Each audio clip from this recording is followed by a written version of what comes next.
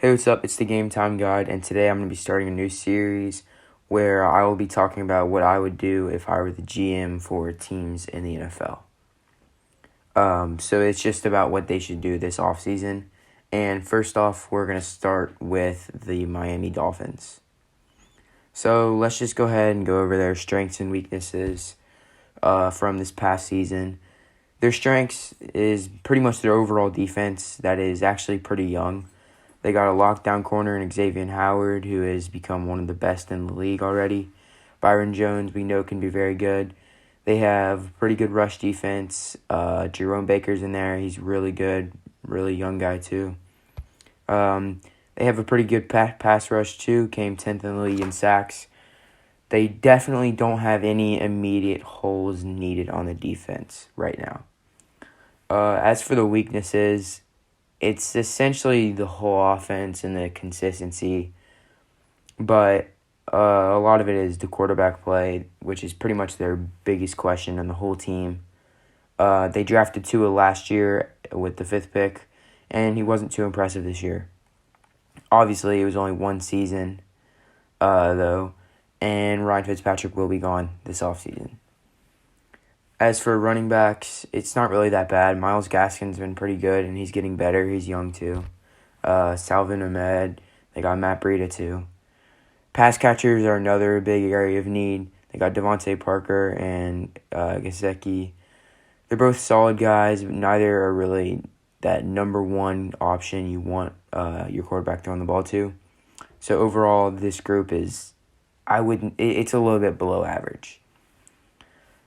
This past season, offensive line was another issue, but the season before, it was much worse.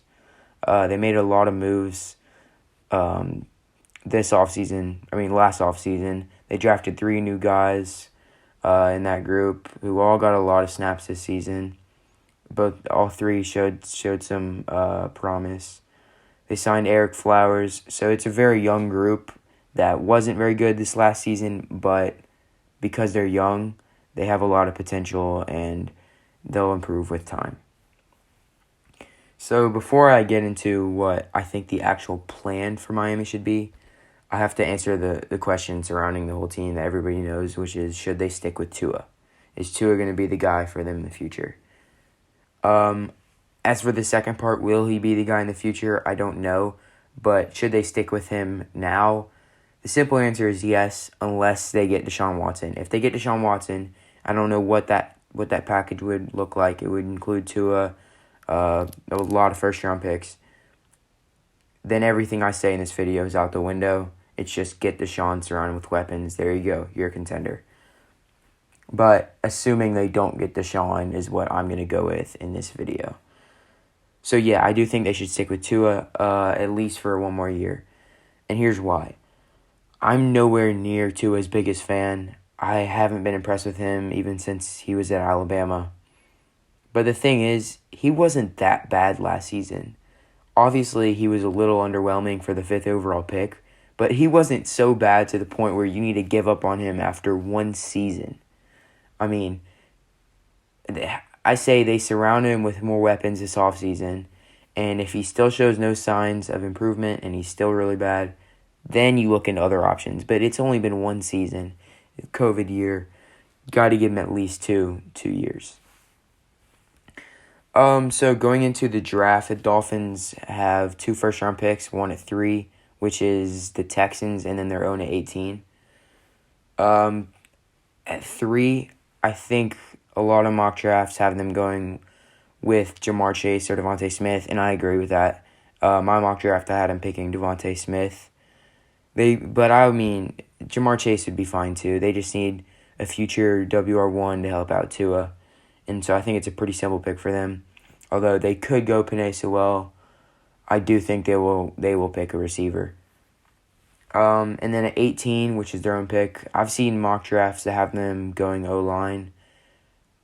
But I feel like they should try to develop the guys from last year first. I mean, I know that the O-line wasn't good last season, but you addressed this issue last season. You need, just like the Tua thing, you need to give these guys another year too, and sort of let them grow and get better before you go and be like, oh, Well, they're not good after 1 year. A rookie tackle wasn't good. Give them another year. So they shouldn't go O-line. They already went wide receiver at 3, and they don't need any secondary help. So I think they should look into some type of pass rusher, or maybe a linebacker if there's a good one on the board. So the 2 guys I'm looking at here are Jeremiah Owusu-Koramoah, who's a very versatile linebacker from Notre Dame. He won the Butkus Award. And I'm also looking at Azeez Ojulari, who is potentially the best edge rusher in the draft from UGA. In the second round, the thing is, I don't know if Najee Harris will be available that long, if he even makes it to the second round. If he makes it to the second round, he'll be gone early. So I think they should look at Travis Etienne. And Travis Etienne will help this offense out a lot. He's got potential to be a star in the NFL, sort of an Alvin Kamara type player. Maybe a little bit faster even. So that's it for the draft. I think for these types of videos, I'm going to just go over the beginning of the draft, not really get into all 7 rounds. I just don't have that type of time. So for free agency, which is what I will be going over now, I don't think there's a whole lot they need to do. But I have heard they're looking at Aaron Jones a good bit, who I think would be a solid pickup for them. I mean, obviously Aaron Jones is a really good running back. But if they don't draft one, like Najee somehow or ETN, then I do think it would be a good idea to get Aaron Jones. Also in free agency, they could potentially grab another wide receiver, a guy like Corey Davis, Marvin Jones, someone that could be a solid number 2, number 3 option, maybe behind Devontae Parker, to help out Tua some more.